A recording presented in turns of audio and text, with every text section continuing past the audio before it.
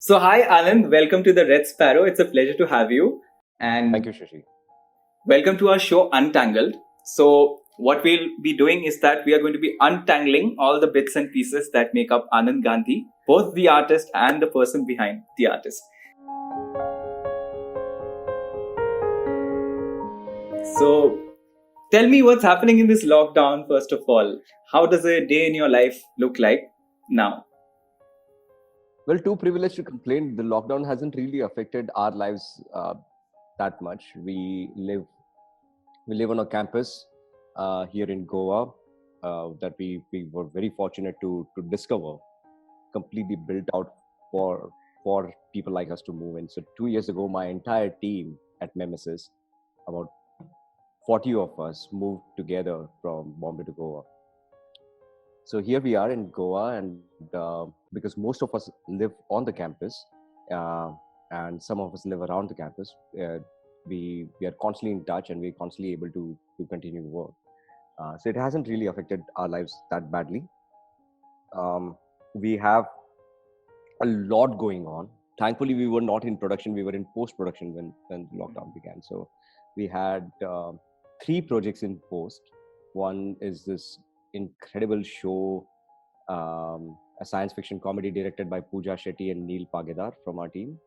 They are just incredible directors. When can we And expect it to come out? so this is coming out in October. Okay. October on Disney Hotstar. Oh, wonderful. Yeah, and then there is a film by Vinay Shukla, Yeah. the co-director on An Insignificant Man. He's directing a film that's in post-production, and that should come out, I think, by January or February on Netflix. Then we have this wellness show that we're doing with a well-being company that's a partner, and then we have a bunch of films in pre-production, in development and pre-production. So it's been an exciting few months, in fact, for us from a work perspective. Also, we thought may as well launch ourselves and make ourselves useful to the community. So we kind of launched this scientific advisory forum called SAFER. Okay. It's a science advisory forum for emergent risks or for existential risks. At the moment, of course, focus on the pandemic. So we helped state governments talk to each other. We helped doctors talk to state governments. We helped an easy exchange of data between experts so that they can take decisions sooner. They can prioritize the decisions. We worked with experts from public health experts from various institutions, helped a smooth exchange of data, and also to foresee contingencies. One of the challenges that we recognized in this pandemic and any other existential risk or any other large scale human risk of this level of complexity is the lack of speculative work, lack of predictability on a lot of Yeah. fronts, and there is a lot of work to be done there. So there is a lot of work in looking at all the data that's coming from everywhere, and help uh, states, nations, communities focus on what's also look at what's coming in the coming weeks and months. So because everyone is firefighting, everyone is fighting what's happening right now. So in that, they may sometimes lose sight of what is coming weeks or months from now, even though there are a lot of great experts working at the state level, at the national level as well, who are doing that, who know their job. But it's always useful to have a systems think tank in place, and that's really what we put together, a systems think tank to predict and mitigate contingencies of the future. I wanted to know, you have been a very curious kid, as you have mentioned before. Yeah. And once your mother had to make you sniff kerosene to calm you down. So tell me, how did you start finding the answers for your questions? Because did you get answers by asking people around, or was there? I got highly unsatisfactory answers by asking around, Yeah. which was a good start nevertheless, because the more unsatisfying and the more incoherent they were, the clearer it became to me that not many people have invested themselves in this inquiry, and hence I started seeking out those who may have actively invested themselves in figuring things out. And that's how, by the time I was a teenager, I started meeting the people of my life, the people who shaped my life, my peers, mentors, people who I admired. So because I was always in a search for them. As a kid, I think I was hyperactive. I still am. Were you always into the pursuit of knowledge? Like, what was your school? Extremely School, curious. school. Extremely What curious. were your school days like?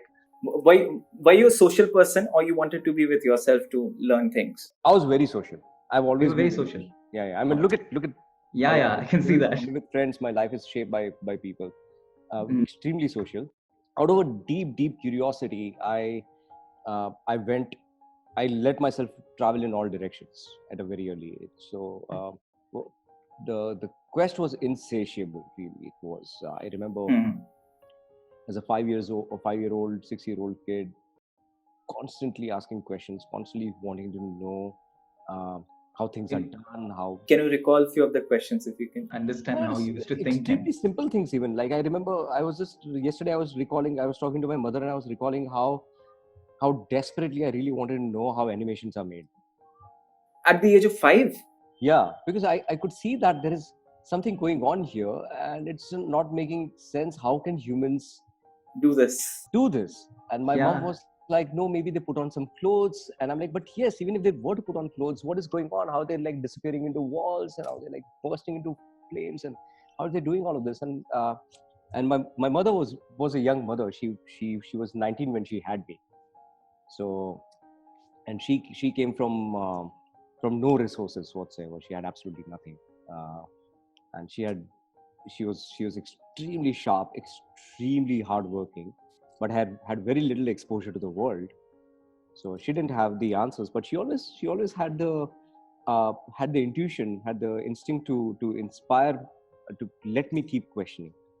So she would try to come up with an answer. If it won't be satisfying, she won't commandeer me to kind of some kind of uh, believing into authority. She would say, hey, why don't you go find out and then tell me what's going on? And that was really the attitude that helped me a lot. I remember when I was 5, my mother, the other day, she wanted me to record. All her friends uh, have these sweet obedient sons who live with the families, and Yeah. I left home when I was 21, 2021, which a lot of my peers thought was pretty late already. So my mother always kind of holds that against me and love, and she has to remind me if she needs a gift, and her gift is usually a video recorded by me, so that she can share it with her friends. And it was Mother's Day, and she was like, you have to record a video. You have to say, what's the use of having a writer son if you can't write a few lines that will. So I was How I was cute. so I was writing something for the other day, and I remember I wrote about this one moment when I was 5 years old, and a lot of children in the neighborhood were talking about a ghost Okay. in the uh, so we had toilets outside of the houses, and we had to walk down to the toilets. And the children in the neighborhood were talking about ghosts, those toilets being haunted because they were dark, and they were surrounded by trees, and there was like really nothing going on there. So I was always scared of going to the toilet, and this is still before I moved to Borivali. So Okay. once I moved to Borivali, I didn't have toilets at all. I didn't have to worry about toilets at all. Once we moved back to my grandparents' house in Borivali. This is when I was still in Marine Lines. So Mhm. and uh, children were like were scaring me of this place, and we would take turns like going to the haunted place and come back. And I was telling my mother that how scared I was, and I remember her telling me that there is absolutely no evidence uh, that such a thing exists, that ghosts exist. Mhm. She hasn't found any. And this is, I mean, she's a person who has not had exposure to the greatest thoughts and ideas of the world. It's not that she she's grown up reading the Rationalist Inquirer or anything. She's grown up on popular Gujarati poetry. and she tells me that there is no such evidence for ghosts, and she hasn't seen any on her life. There may or may not be. She's still an agnostic, so she's, Mm-hmm. she's like, there may or may not be, but till you find sufficient evidence or somebody shows sufficient evidence to you, there is no reason why you ought to be scared. Believe. Yeah. And that really, really helped. That helped me so much. I I went on that path of inquiry. I read up a bunch of books. By the time I was like 12, I read up so much literature um, on anything that had been written, on the supposed paranormal and all the literature that debunked the supposed incidents. The you know the famous stories of those two girls taking the photograph of an angel, and the photo and the, the photo trick behind it, and the exposure trick behind it, and all of that, and all those debunking books was so useful.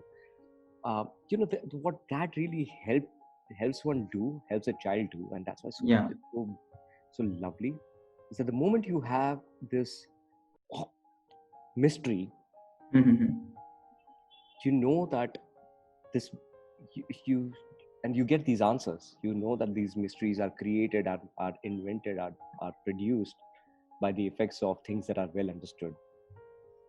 The moment you know that, you start getting invested in the real mystery, in the real questions.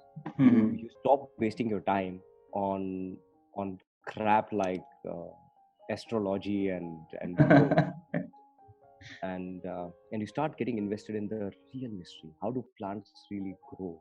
How is it that one orchid seed that is barely visible to the human eye carries the entire blueprint of this stunningly beautiful flower that has this incredible relationship with one bird or insect species? Like, you start asking these true questions, these questions of true mystery and beauty. You stop getting invested in this human-made fan fiction, of sorts. You start getting invested in the real big questions, and that is really what happened with me. I realized that a lot of these things that people make up are just products of ignorance towards the great work that has been done by great thinkers and scientists over the last few centuries. And they've put this work out. I started realizing at a very early age that all of this work has been put out, and it's completely free. It's like I can go and claim it, and it's mine. I mean, there is no patent on the theory of gravity. It's just incredible, that idea, that knowledge that has gathered over 10,000, 20,000, 200,000 years of human inquiry is ours. It's all of it is ours. 2,000 years of human endeavor is free for us to take. We can walk into a library, open a book, and nothing that Einstein did is patented. It's all ours. We can just take it. True. For me was really easily the most important and the biggest realization of my childhood. See, why do you think people don't indulge in things like the way you do? Like you said, you were very disappointed asking people questions and not getting answers, and you have also quit formal education at a certain age, and you self-trained yourself. So what is the relevance of the education system we have? Because a person like you, who's so brilliant, comes out of self-training and not what is taught in schools. How do you look at that? The challenge with education everywhere in the world, and ever more so here in this part of the world, is updating it. Insights of life are constantly accumulating.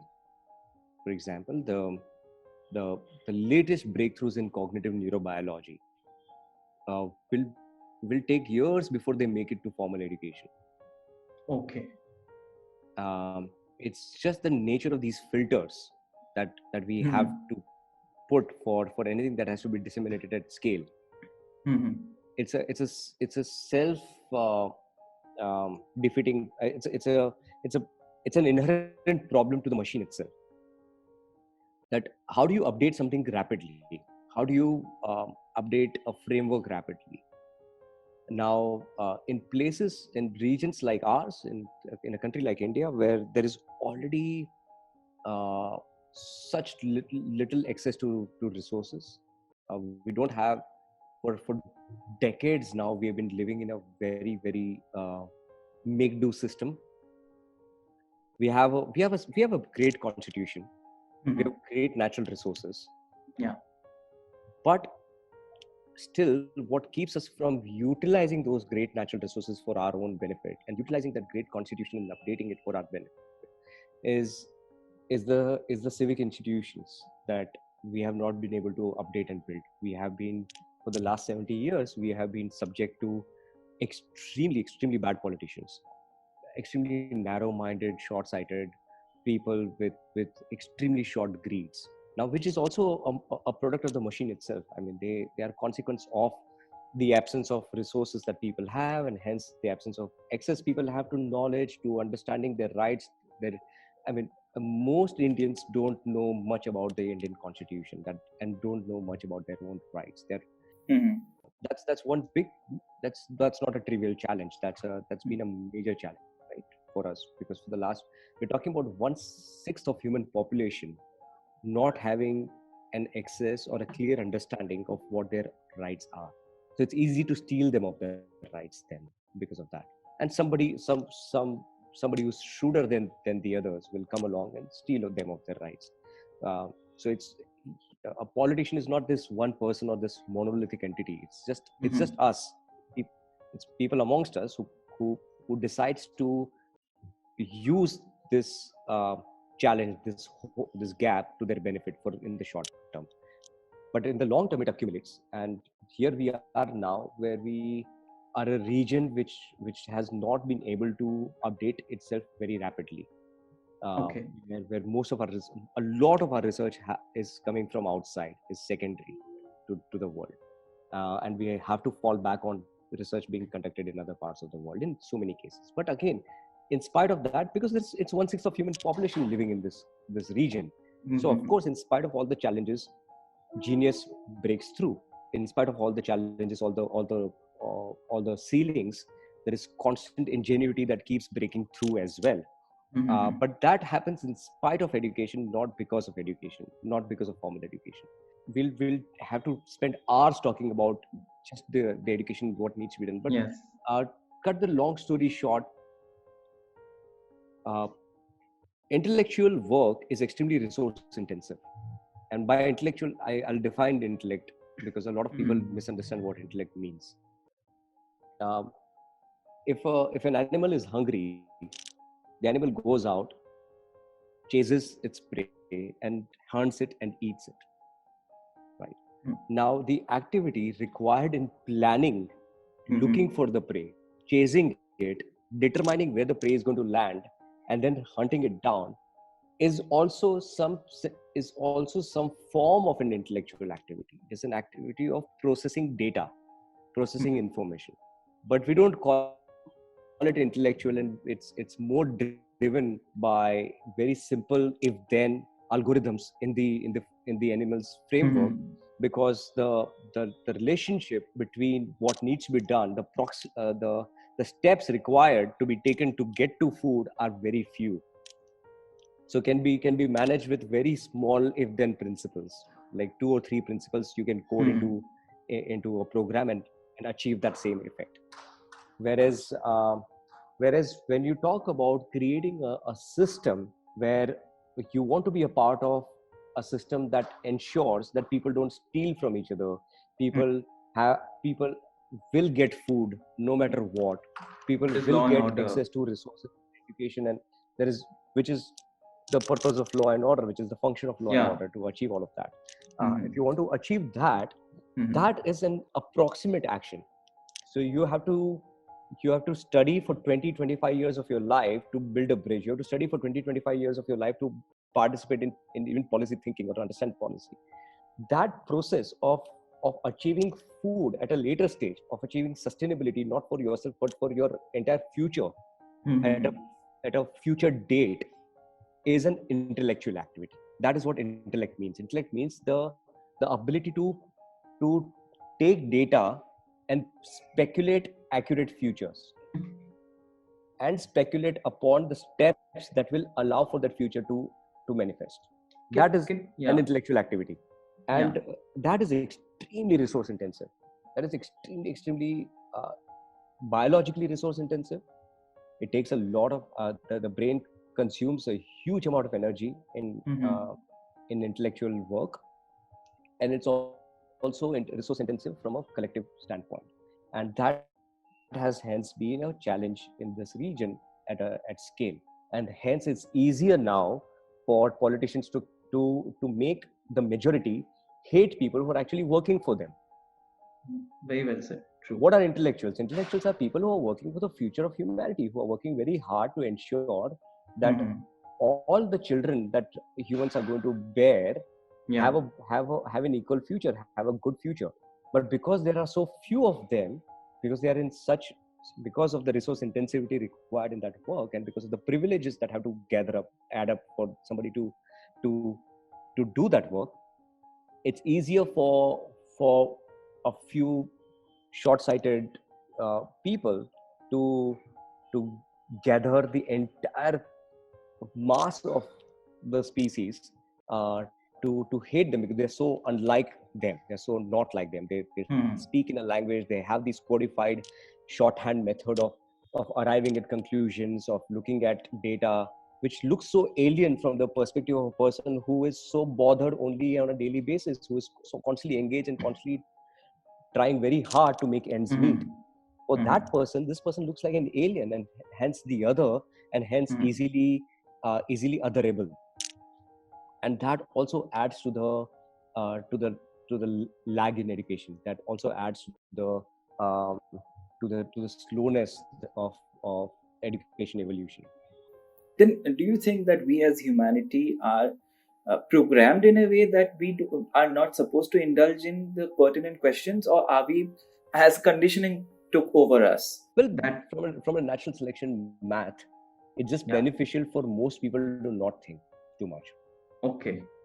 Just from a natural selection math perspective, which is this: basically, if you today, for example, one person has to invent the internet. One person, or let's say 100 people, have to work together in CER and to invent the internet. Everyone else is dependent on them to get a vaccine, like right now, and billions use it finally, right? Yeah.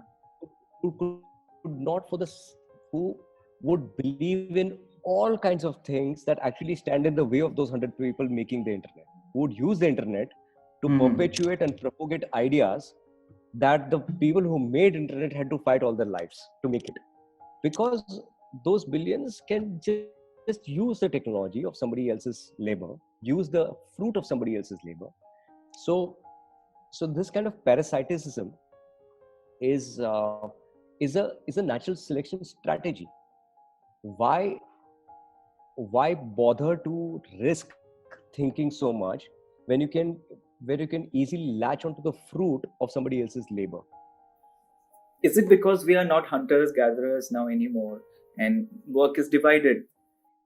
We are still, in fact, if anything, our software is still a hunter gatherer software. So people labor, everyone labors, everyone goes to work, everyone tries very hard to kind of go to work, but it's everything is divided. Like, we are not responsible for everything in our lives. Even if there's someone to cook our food, so we are not responsible for creating a fan to give us air. Someone else will do it. Is that kind of law and order? To begin with, let's just get this straight. Intellectual work is a sum total of a lot of circumstances, a lot of genetic and contextual life circumstances have to come together for one to invest themselves in this exercise. So to begin with, it's not a choice that people make. It's not that somebody who's laboring the farm is making a choice to be there, or somebody who's laboring in a sawmill somewhere, or somebody we are products of a lot of things that happen to us. We are consequences of a lot of things that happen to us. We don't have absolutely any say in our genes. as Mhm. yet. In the future, we may. Um, There are things that genes can be edited or something. Some technology is there. I had Seen a video. Eventually. Yeah. So Liz Parrish, who's, for example, Yeah. working on a telomere, on extending a telomere and pumping it back into her body, uh, is only one tiny chapter in the larger conversation about self gene editing. Right? Mhm. It's even not even the tip of the iceberg yet. So yes, I mean, we don't have, so that's destiny already there. You are Mhm. brought into existence by a sum total of things that came together for you to exist. And the software, the primal software, the primary software that's going to guide you and going to make who you are for the rest of your life has already been put in there. Now that's already one layer. The second layer is your early childhood. Again, something that you don't have much control over. So you're brought up in context and exposed to insights and possibilities and experiences that again are not much in your control, and your prefrontal frontal cortex has been shaped up with that. So you've already been True. shaped by so much by circumstances that I still believe. I mean, again, that's something that I argue with my friends about. I do feel. And I'm using words like believe and feel because I've not yet been able to prove it, but I'm constantly finding methods of talking about it in a new way, that I do believe that there is such a thing as free will. There is a semblance Okay. of complete free choice emerges.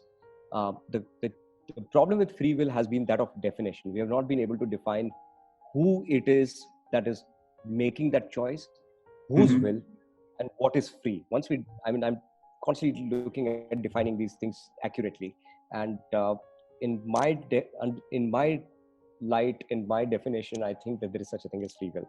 Uh, After a lot of context, after a lot of genetic context, after a lot of context of where you're brought up in, you finally have some semblance of making choices, and that too again is a fact is dependent on so many factors. And you can't fly if you're stuck in a box, right? If you're locked in a box. So but if you have designed that box to be this box of metal that has been precisely designed and engineered for certain kind of physics, it becomes a plane. You can fly in it. So it's free choice is a constant is a constant question of social engineering, uh, of psychological engineering, cognitive engineering. A lot of that goes into it, and and then free choice may emerge for some people. Yeah, I do think that not everyone has the opportunity to invest in intellectual work, and I have learned to become more empathetic of people who who disagree with me or who do not like me at all, just because they think that I'm the other. So I want to talk about your early work now. The two films that you had made in called Right Here, Right Now and Continuum.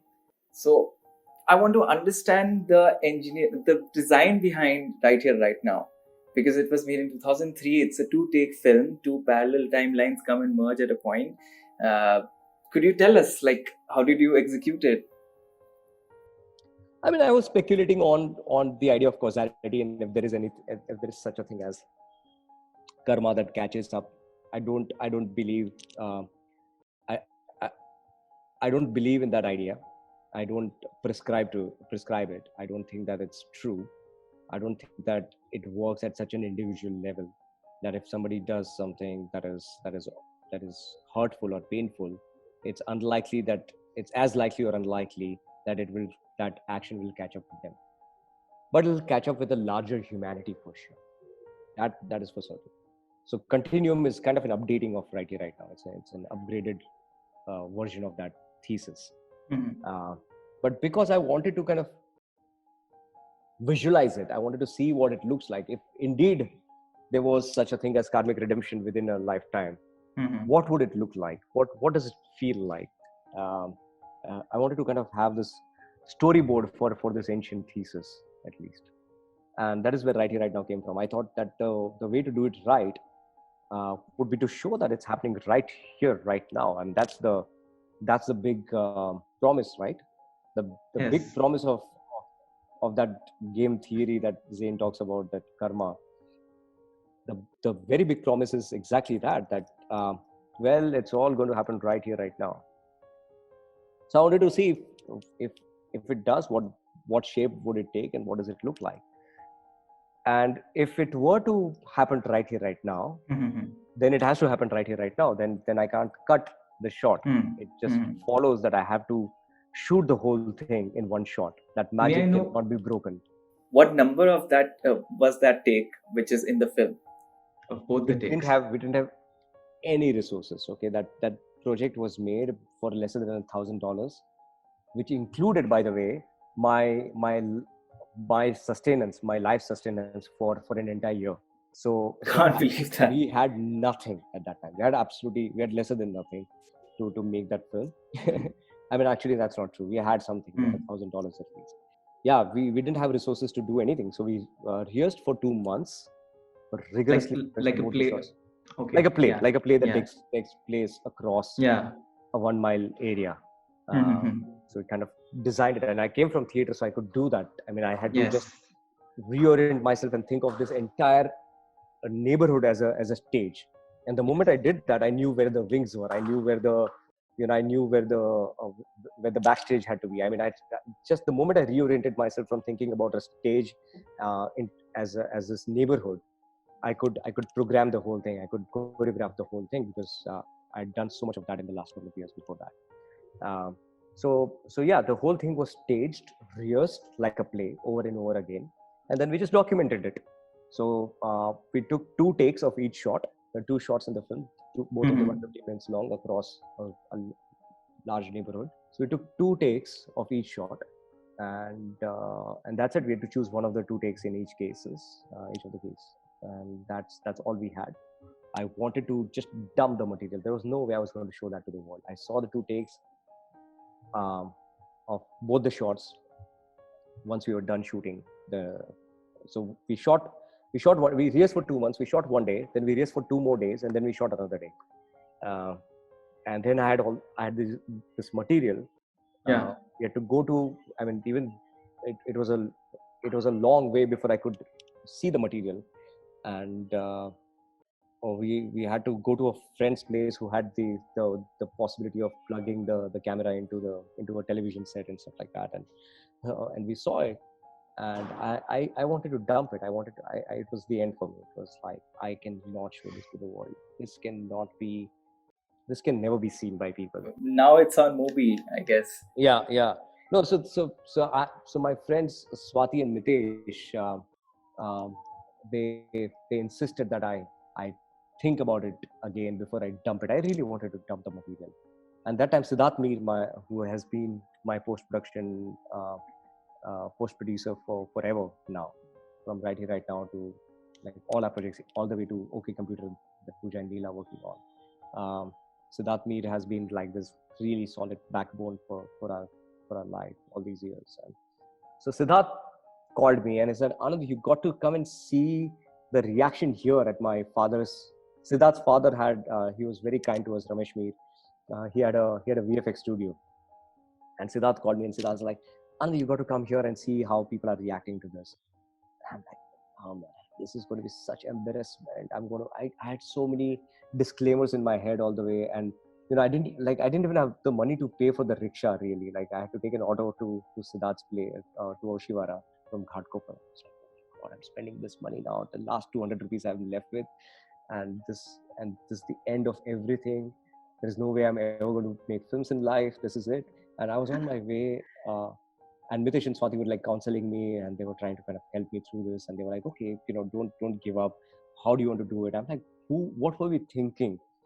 Like, masters, there is a reason why masters don't do this. They don't have 15-minute long shots. There is a reason why.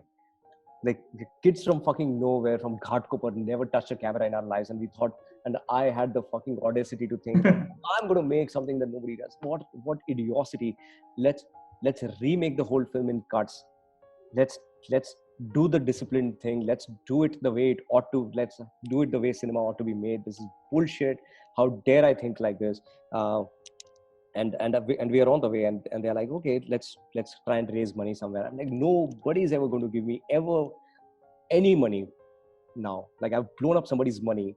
and this was a huge deal for this time. 2003, it's like blowing up 60,000, like a huge deal. And I was like, fuck, it's all gone. We make it to Siddharth's place. We go to Siddharth's father's office, and people are applauding.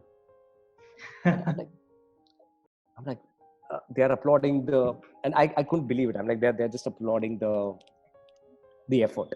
They're like, oh, these kids, they did something. Let's kind of just pat their backs. Mm-hmm. And then they started talking about it, and they started talking about what that did them to them philosophically, and how that blew their mind, and how that opened their insides up and their consciousness up. And I was like, wait, what's going on here? And the editing was basically putting the two shots together, and and the music. I'd already done that by the time there was no music at that time, of course. So I just put the two shots together, okay, and then some sound cleaning, and everyone was like, and Ramesh uncle, Siddharth's father, took me in his office, and he said, so what's next for you? Will you do a feature film for me? I'm like, wait, what's going on? What just happened here? And he's like, I can't believe what you've made. I have not seen anything like this in years and years of watching films. Very true. That's very true. I can't believe the way you are talking about it now. Said you didn't like it. Can't believe I hated it. I really was certain that this life is over for me. And now I've learned that about myself. Now everyone who works with me knows that I'm the worst person to be around when footage is being reviewed. There has never been a project that I've not dumped. Some projects remain dumped, by the way.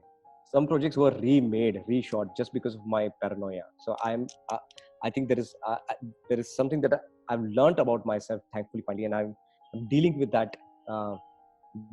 It's some kind of a mental disorder, I think, where I just, when I look at the footage, something happens, something just snaps, and it's all hell. Life is hell for the next few months for me and for everyone around me. Is it because of too much expectation? Just too much expectation. In my head, I've seen nothing short of Orson Welles and Hitchcock, and what I have is a 22-year-old juvenile making something without understanding of the medium. Like, in my head, it's like Orson Welles version 2.0. It's like it should be that Kubrick version 2.0. And when I see it, I'm like, oh my goodness, this is the worst thing that can happen. How embarrassing is this? Now the whole world will know what I'm made of. Stanley Kubrick made his first film called Fear and Desire in 1953. He had hated from the rest of the world for many years, that film, because he was never proud of it. And then I dumped my first film. My first film, I don't have access to. Nobody knows where it is. It's we lost the tapes. Now it's long forgotten. Now even if I wanted to rescue, now I would have loved to rescue it, because arrived at least a stage in my life where I feel lesser embarrassed of my late teens and early 20s and the work I did then.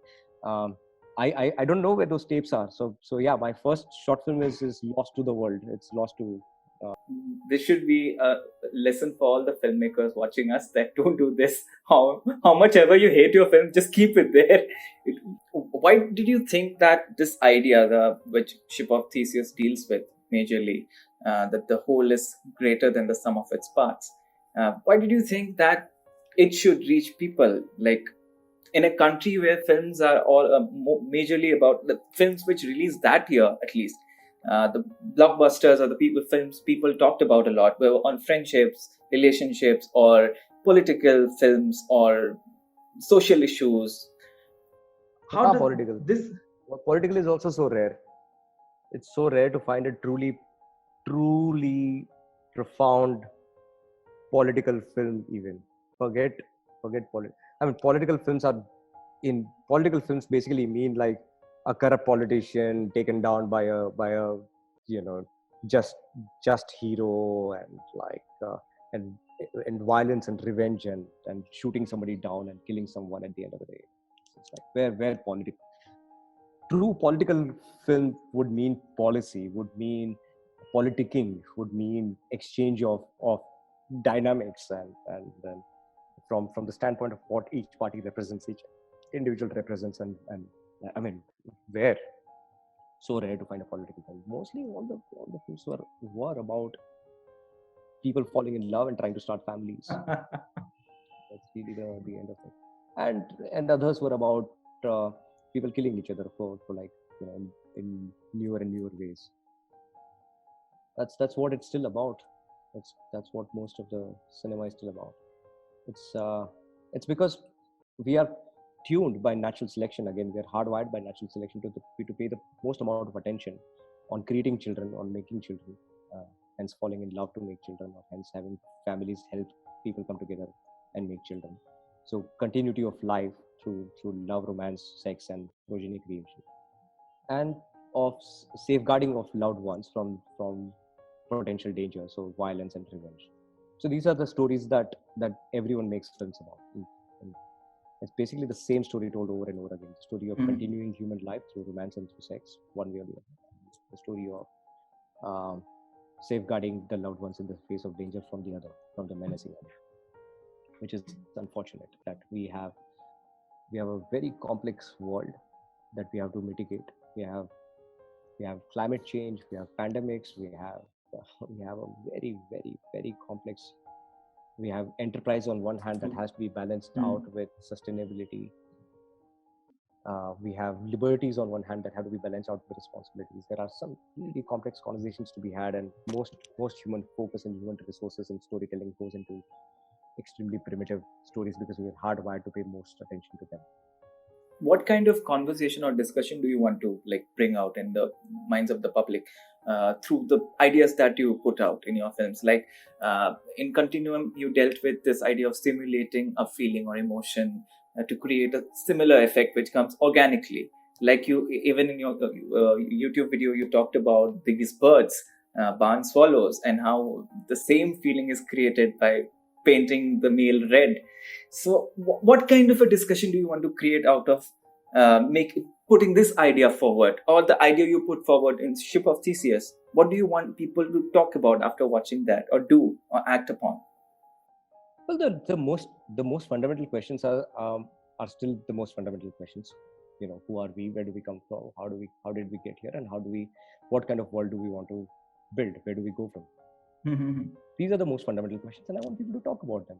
I want people to keep working on them, and I want stories to assist scientists and policymakers in having these conversations, assist humanity at large in having these conversations, in mitigating policies, in creating proto-science theories that can eventually be proven or disproven by sciences, and then in creating social contracts, and in helping with moral contracts that can eventually become policies, can perhaps never become policies, but will remain, will always remain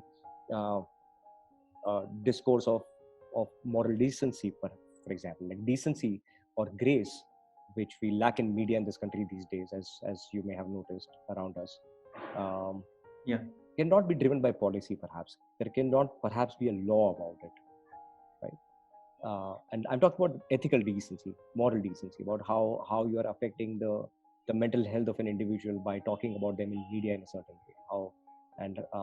And how much do they deserve to be talked about? Like, for example, a politician who has made a political remark, or has made hate speech, which is not just elocutionary but prolocutionary, which means that there is going to be proactive consequence to their speeches. Of course, need to be held in public eye, and need to be scrutinized, need to be criticized, need to be ripped apart even, and that's completely fine. But an individual who's making an elocutionary speech, an artist perhaps, who's wondering, whose job it is to wonder, and probably is not going to lead to immediate action or impact. How are they going to be spoken about and thought about and talked about? And you just look at what's happening. There are women artists are getting rape threats in this part of the world. What kind of a place are we making? I mean, it's heartbreaking to see how humanity is descending every day into this constant lack of grace, lack of dignity. I want people to talk about grace. I want people to talk about policy. I want people to talk about a non-predatory human existence. I want people to talk about climate change, about future pandemics, about future existential risks that we need to mitigate, about longevity, about human wellness and human well-being. Yeah, and those are the areas that my film will keep talking about. Fair enough. I want to talk about your work in VR. the VR films that you create, what kind of stories do you think you are going to bring through VR which don't fit in the 2D space or the 3D films that we see? So it's we are still in a very nascent stage of the medium. For the last 6 years, I've been saying that we are in a nascent stage, and probably another 6 years will continue to stay in this nascent stage. It's a very, very early stage of the medium. I was talking to A.R. Rahman 3 days ago, and at one point we were talking about how busy he got around the time I was talking to him for Tumbad, uh, and there was a conversation between us about him coming on board, uh, and then he got busy with some stuff, and so I jokingly said yes, that was the phase when that was the wild sleepless nights of VR for both of us. And he said, "Oh, you're talking about it as if it's past. I'm still very much in it. In fact, I'm editing my third VR film right now, third VR project right now." So he's deeply invested in the medium, and he has shown more rigor than I have, because I kind of stopped working in VR for the last 18 months now. Uh, I just feel that I want the hardware to evolve more to fit my dreams in the medium. I think the hardware is stuck right now. It's reached a certain optimum point, and that ceiling has to be broken soon enough. And when that happens, I'd love to come back to the medium. But I think it's a great medium. It's exactly what cinema was when we were dependent on literature and painting and photography. It's a medium that is capable of replicating life with a high degree of fidelity, and that has been a constant purpose of human expression, of mapping the world, mapping the universe with greater and greater fidelity. So because it has such great fidelity, it actually creates your 360 environment. It's like the memory sieve in Harry Potter, right? You can actually you can record a memory and you can re-enter it again. It's magic of the highest kind, that you can re-enter your own memories and relive them. You can enter somebody else's memory and live them and experience them firsthand. So there are a lot of effects of that medium. Understanding, being able to empathize with larger diversity of human experience is just one of them. Very but true. There is just so much of exchange that you can imagine that can happen through a medium like VR, of insight, of wisdom, of experience. So it's a great medium, and I mean, again, it will require a conversation of its own to talk at length about it. But it's a medium of infinite possibilities. I've seen three major ideas that your films have revolved around. Like the whole is greater than the sum of all the parts. Then the idea of simulation. Then to create the same feeling, like the organic feeling. Then the being away from predators and finding your prey. What are some theories you are dealing with now that we are going to see in the future films that you create, or anything, any content that you create? Well, this is a very, very accurate summation, I feel. What you just gave is a pretty precise summation of the themes that I will continue working on. The idea that the whole is greater than the sum of the parts, which is in one word, is exactly the title of my next film, Emergence. Okay. Emergence essentially means phenomena that emerge out of the interactions between variables, and where whole becomes slightly different or greater than the sum of its parts. That phenomenon itself, that phenomenon of complexity giving birth to completely new properties, is emergence, and that's the title of the next film. The question of identity, before the question of predation, before the question of predatory behavior, or being in the feeding cycle of being a prey or predator, before that comes the question of identity itself. Where do you end and where does the environment begin? Where do you end and where does your predator begin? Where do you end and where does your prey begin? So that is a very essential question. That's a very big question that gives us that brings us to policy, politics, and future relationship with the environment. So that is, of course, the question that I want to continue dealing with, about the human impact on the environment, but also the individual human impact on the larger human species, and the responsibility of that, and how to increasingly move towards non-predatory behavior and that. Okay. So yes, these two themes are of course very, very important. And of course, the third theme that you talk about is only the basis of an understanding of the framework, that we do commit ourselves to some kind of social engineering, behavioral engineering, without our knowledge. When we eat a pack of chips, Yeah. we are giving into behavioral engineering. It's just that it's done without our knowledge. So if we are cognizant about it, we can do it to our benefit and lesser to our detriment. Now, that's a really good perspective to end with. So thank you so much for being with us for so long and sharing your ideas. Keep enlightening us forever. You're creating great content, and we are looking forward to all that is coming from Mimesis. Thank you. Thank you so much, and stay safe. All right. Thank you. Thank you so much. Hey guys, if you like that video, do share it with your friends and family. Do not forget to subscribe to the Red Sparrow for educative and entertaining content, and make sure you press the bell icon.